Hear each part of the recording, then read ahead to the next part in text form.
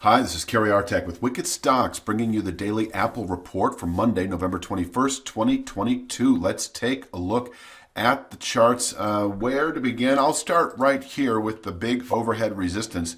We came once again on Friday we moved very close to testing the descending two-thirds speed line at 152.07. This has been a line study that we've been following since several weeks ago when we almost tested it the first time. 152.78 today. Meaningful overhead resistance. And this chart really says a lot. So with regard to the big picture, and by that I mean through the rest of the year, 152.78 is our ceiling, our resistance ceiling that can contain buying over that time horizon, and below which we can fall into the 120s over the next couple of months, maybe sooner, and I'll get to that in a moment as well. So 152.78 is our ceiling of resistance that is sellable. In this zone, we can fall back into the low 140s within the week and into the lower 120s over the next couple of months. So for you option traders, you could look at, for instance, 142 out of the money puts that don't expire for at least, a couple of weeks. I don't know if you go 3-4 days out on that expiration or whatever the case may be, you'll see, you might be correct on the actual move, but see little in return as those out of the money puts, expire relatively worthless. So there's that. And I think you know all that if you're an options trader.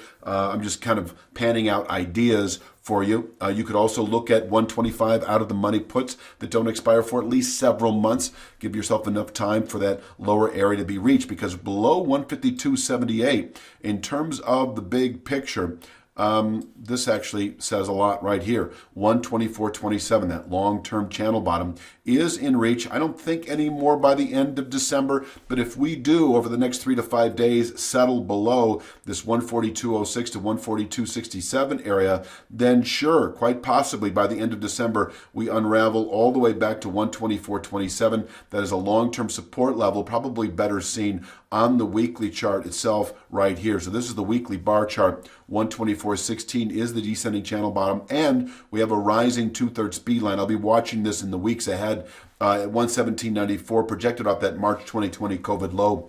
This range of support between 117.94 and 124.16 able to contain selling well into next year. And from here, we can recover nicely into Q2, Q3 of 23.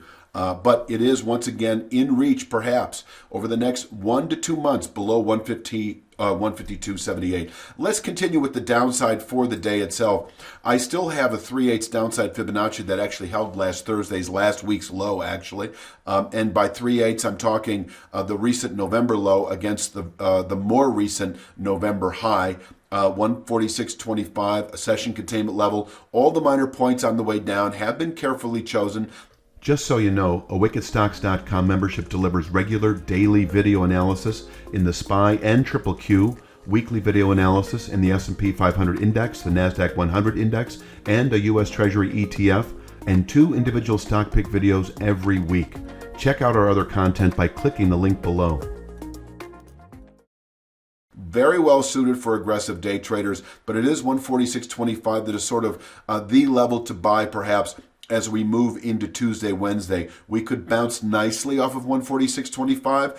Under other circumstances, I might call this a 2-star support, meaning that it could contain 2 to 3 day lows at the time. But because we're still just coming off this meaningful long-term resistance area, the market below 152.78 is inclined to fall further south than 146.25. I don't want to encourage anybody getting hung up at 146.25 on the long side. If we close below 146.25 today or tomorrow, we should the following day test this slightly more meaningful 142 handle support, 142.06 to 142.67. 67 is the high of the low from early November. 142.06 is a former short-term channel top. This area able to absorb selling on a 2 to 3 day basis, which if we close today below 146.25, we test on Tuesday, for instance, 142.06 to 67, which could, with an abbreviated week, contain selling through the rest of the week. I've been mentioning how we might fill this wedge out for the next couple of weeks between 142 and change and 152 and change, but closing below 142.06 should not come as a great surprise. And as I mentioned a moment ago, following that event, within 2 to 3 weeks, we could could unravel all the way back to that long-term support area I showed earlier in the 124 handle. So let's talk upside today. If we happen to push or open above 152.78, 157.51 is in reach. And that is this horizontal channel structure that I've been mentioning. Inside of that, we've got 155.74. I throw that out there for day traders. It is the high settlement price from late October right here. The high settlement price is 155.74. So if we push or open above 152.78, we may not actually reach 157.51 on an intraday basis, but I think 155.74 would be in reach. And if we close today above 152.78, 157.51 is likely tomorrow. And this is still also a formation that can contain buying through the rest of the year, and we could fall off from here. So the way I've been framing this, and still am,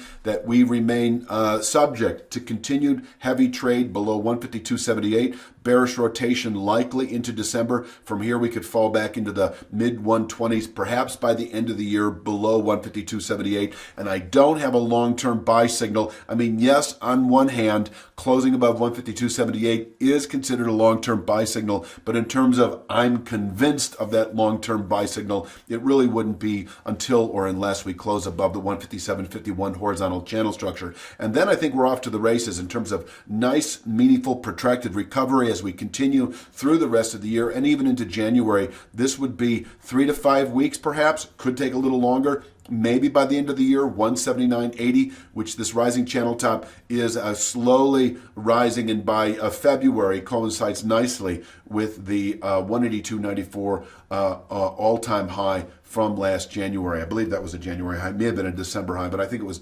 was January.